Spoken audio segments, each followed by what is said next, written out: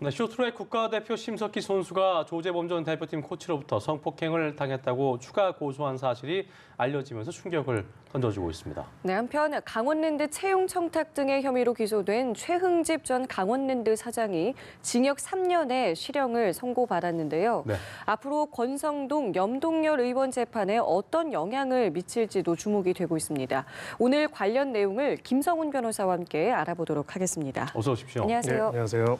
네, 저희가 1부에서 이제 최동호 평론가와 함께 그 심석희 선수의 폭행 사건 짚어왔는데 일단 저희가 다시 한번 복귀하는 차원에서 심석희 선수가 폭행 혐의 등으로 구속 수감 중인 선수를 폭행한 거죠.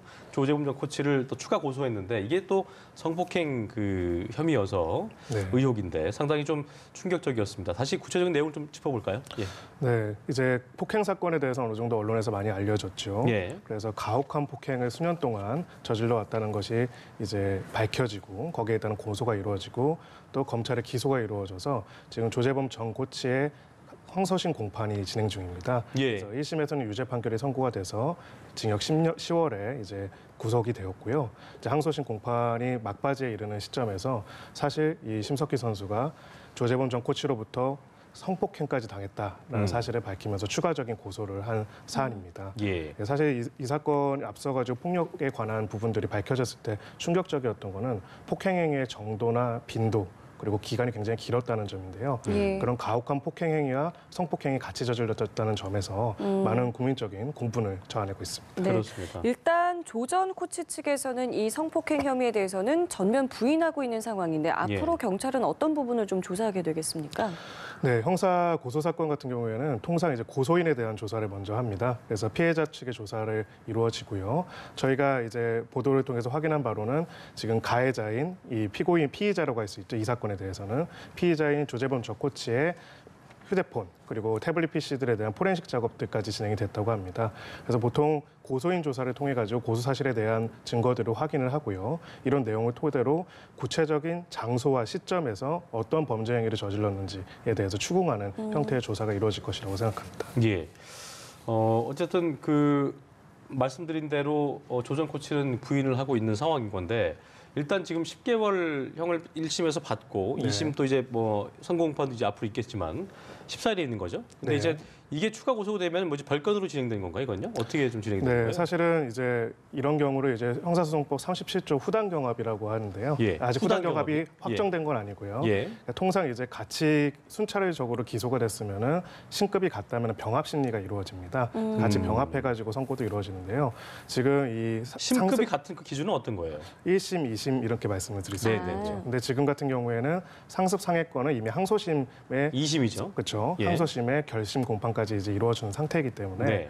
지금 만약에 이 앞 뒤에 고소된 사건을 기다려 가지고 그것이 2심까지 진행될 때까지 이 사건을 중단해 놓은 상태에서 하기가 사실 현실적으로 어렵습니다. 그래서 이제 보도 내용으로 확인된 바에 따르면은 1월 14일에 예정대로 이제 판결이 선고될 예정이라고 하고요. 네. 이런 경우에는 추가로 고소한 건에 대한 수사, 기소, 그리고 공판 절차는 별개로 이루어지고 판결도 별개로 선고가 됩니다.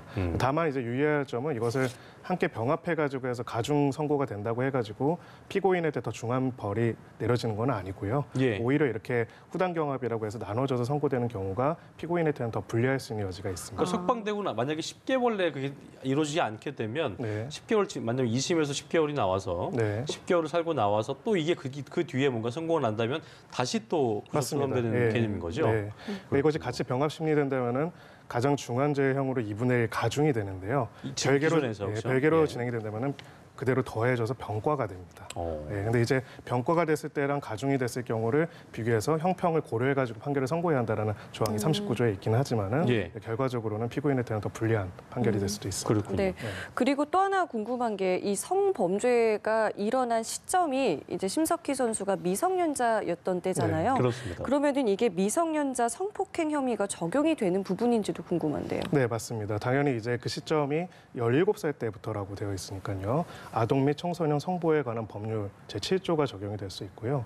그 제7조에 따르면은 가중처벌이 되기 때문에 형량이 법정형이 이렇게 기재가 되어 있습니다. 무기징역 또는 7년 이상의 징역이라고 되어 있는데 엄하게 처벌되고 그렇습니다. 있군요. 예. 본건 같은 경우에는 사회적 비난 가능성이 굉장히 높고 국가대표 코치라는 공적인 지위를 이용했다는 점에서 굉장히 가중처벌될 가능성이 높습니다. 예. 어쨌든 그 미성년자 그 부분도 있고 또 네. 상습적으로 이루어졌기 때문에 그건 이제 혐의 중에서 가장 높은 거를 가장 그 심한 거를 좀 적용을 하게 되는 거죠. 사실로 네. 드러날 경우에는. 사실 이 사실이 그대로 다 인정이 된다면은 양형 기준상으로는 가장 높은 형이 선고될 가능성도 있다. 미성년자 성폭행 혐의라는 거죠. 네, 만약에 맞습니다. 확인이 된다면 네. 그렇군요. 알겠습니다. 저희 예. 이제 다음 이슈로 좀 넘어가 볼 텐데요. 예. 강원랜드 채용 비리로 기소가 된 채용집 전 강원랜드 사장이 1심에서 징역 3년의 실형을 선고받고 구속 수감이 됐다는 내용입니다. 네. 먼저 이 내용을 좀 간략하게 좀 정리를 해볼까요? 네, 사실 이 강원랜드 채용 비리 사건이 그 작년과 재작년 한 해 굉장히 큰 이슈가 되지 않았습니까? 네. 그러니까 무려 채용집 사장이 재직 중일 때 518명 정도의 신입사원을 선발했는데 예. 그중에 약 270명 정도가 사실은 채용 청탁 등 부정한 방법으로 들어갔다라는 것이 밝혀져서 큰 문제가 됐던 사안입니다. 여기에 대해서 사실은 일반적인 이런 채용 비리 사건들에 비해서 굉장히 좀 이런 규모나 지속성 그리고 이것들이 구조적으로 이루어졌다는 점에서 이 대표자인 채용집 사장뿐만 아니라 인사팀장 등 관련자들 전원이 실형을 받고 강하게 처벌되었다는 점이 이 사건의 특징이라고 할 수 있습니다. 네, 이게 보니까 2017년 4월에 재판에 넘겨졌는데 공판만 뭐 22차례 했고 1년 9개월여 만에 이제 1심이 끝난 거잖아요. 네. 이렇게 오래 갈 그 사안인 건지 굉장히 네. 오래 걸리게 된 배경엔 뭐가 어떤 것이 있다고 해야 될까요? 일단은 그 피고인들 쪽에서 좋게 말해서는 변호권을 굉장히 왕성하게 강하게 그렇죠. 발동시킨 했을 거군요. 것이고요. 예. 대표적으로 이제 이 채용 비리 건들이 굉장히 많기 때문에 예. 각 건마다 다투거나 각 건에 대해서 증거를 부동의를 하거나 증인들을 출석시키거나 하는 방식으로 한다면은 공판 절차가 굉장히 길어질 수가 있습니다. 예. 그래서 지금 예를 들어서 별지 목록 정도로 이렇게 쭉 정리를 하게 되는데요. 예. 이 중에서 이거는 채용 비리 인정하지만 이거는 인정할 수 없다 이런 식으로 다투게 된다면은 각각의 이제 채용에 어떤 청탁이 있는지에 대한 어떤 신문이라든가 이런 것들이 이루어져야 하기 때문에 상당히 길어질 수 있는 여지가 있습니다. 예. 네. 그 앞서 이야기했던 뭐 교육생 선발에서의 채용 청탁뿐 아니라 뭐 워터월드 수질 환경 분야 전문가 공개 채용 여기서도 이제 문제가 드러났고 이제 여러 가지 이제 그 해마다 이제 하나씩 더 많은 문제점들이 드러난 건데 이 그렇습니다. 부분에 대해서도 상당히 좀 엄격한 부분들이 적용이 된 것 같아요. 네, 사실 이 사건의 본질은 저희가 가끔 이제 공기업을 누군가가 사기업 혹은 사금고처럼 그 재정을 사용하면 안 되지 않습니까? 네. 근데 사실상 공기업의 대표자가 공기업의 채용 기회라는 것을 자신의 정치적인 거래 혹은 개인적 입지에 위한 재산으로 삼아가지고 했다는 점에서 충격적이라는 걸 보여집니다. 예. 공공기관의 채용에 있어서의 공정성에 대한 최소한의 기준이 없이 사실상 부탁하고 들어주고 필요하면은 얼마든지 점수를 바꾸기도 하고 채용 조건도 바꾸기도 해가지고 했다는 점에서 사회적 비난 가능성이 매우 높은 그런 사건이라고 생각합니다. 예. 이게 보니까 청탁 받은 사람은 있는데 청탁한 사람은 없다는 이런 어떤 기계한 결과를 사법부에 내놓지 않아야 된다라고 정치권에서도 지금 얘기가 나오고 있는 상황인 건데 네. 오늘 28일이 참 주목되는 것 같습니다. 권성동 의원이 재판을 앞두고 있는 상황이고 여기에 이제 최영집 전 사장이 증인으로 소환이 되기 때문에 그렇습니다. 상당한 어떤 법리 다툼이 이루어질 것으로 예상이 되는 것 같습니다. 네, 사실은 이 경우에는 죄수의 딜레마가 발생할 수 있을 것 죄수의 같습니다. 딜레마. 예. 최영집 사장으로서는 거절하기 어려운 부정한 청탁이었다라는 취지로 주장을 계속할 가능성이 있고요. 네, 네. 오히려 이제 권성동 의원 측에서는 어떤 소개나 제안을 한 적은 있지만은 이렇게 부정한 행위까지 저질러가지고 꼭 채용을 해달라고 했던 건 아니었다 이런 식으로 변론을 할 수도 있고요. 예. 혹은 이제 자신은 직접 거기에 개입되지 않았다는 식으로 변론을 할 수도 있습니다. 이게 보니까 권 의원 같은 경우는 최 전 사장 얘기가 그 커피숍에서 뭐 만났다고 직접 그 정황이 있어서 네. 이런 부분을 어떻게 좀 이제 해명할지가 좀 그 궁금한데 네. 권 의원 입장에서 이걸 만약에 만났긴 했었지만 직접적으로 청탁한 적이 없다는 식으로 이제 부인을 할 수 있겠습니다만, 네. 뭐 그렇게 법리 다툼이 가능한 부분인가요? 네, 사실은 이 건 같은 경우에는 관계자들이 다양하지 않습니까? 네. 채용된 사람도 있고 그 채용된 사람을 채용해 줄 것을 요구했던 최초 1차적인 사람도 있을 테고요. 이 사람과 또 권 의원과의 관계도 있을 거고요. 권 의원과 또 강원랜드 측의 관계도 있을 것입니다. 네. 그래서 사실은 당사자와 관련자들이 많고 그 진술들을 종합해 보면은 오히려 유죄 입증이 더 용이해질 수 있는 부분들이 있을 것이라고 생각을 합니다. 예, 네, 알겠습니다. 네. 자, 저희 마지막 이슈인데요. 어제 부산에서 있었던 일입니다. 네. 한 고층 오피스텔 건물에서 강아지 3마리가 떨어져서 죽는 일이 있었는데요. 일단 어떤 내용이었는지 먼저 짚어보겠습니다. 예. 네, 한밤중에 고층 오피스텔에서 강아지 3마리가 떨어져서 죽는 장면을 사실 목격한 사람이 있었다고 합니다. 예. 그래서 바로 이제 신고가 이루어졌고요. 예. 그래서 이제 그 마이크로칩이라고 해가지고 요즘에 그 동물들한테는 주인의 식별 정보가 담겨 있지 않습니까?